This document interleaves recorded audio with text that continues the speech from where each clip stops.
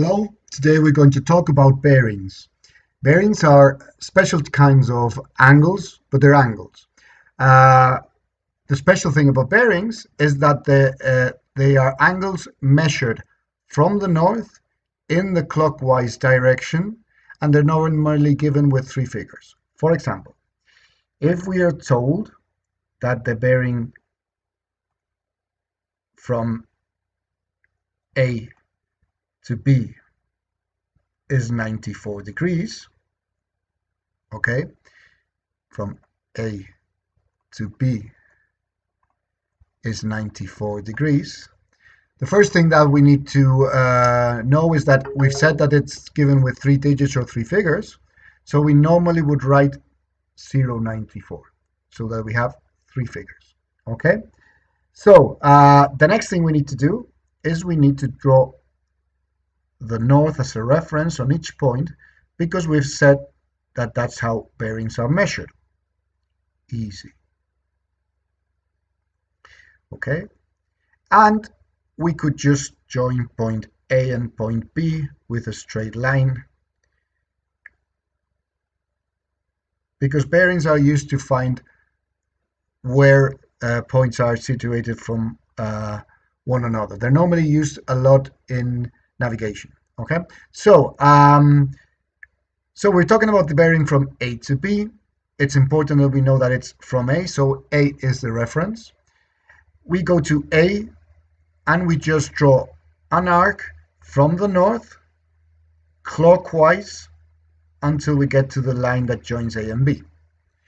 And that's supposed to be 94 degrees. Okay? So what is the bearing from B to A? Okay?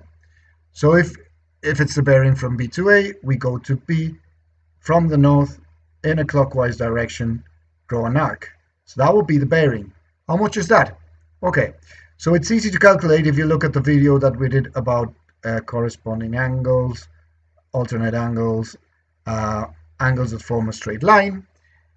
If we just prolong that straight line, we can see that this yellow arc here is, sorry for that, this yellow arc here, if that's a straight line, is 180 degrees.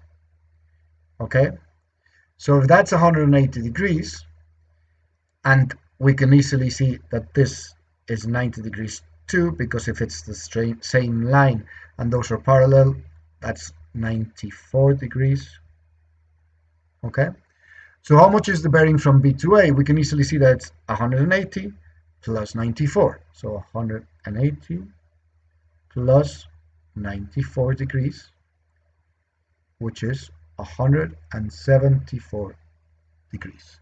So the bearing from B to A would be 174 degrees. Okay, those are bearings, very easy. What other types of exercises we can have? Well, any sort of variation of this.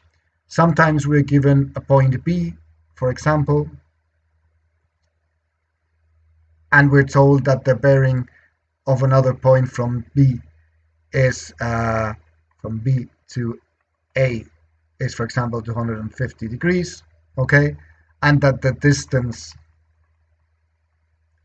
from B to A is, I don't know, 5 kilometers, and to just find or draw the other point, so we just put the north as reference, we always need that.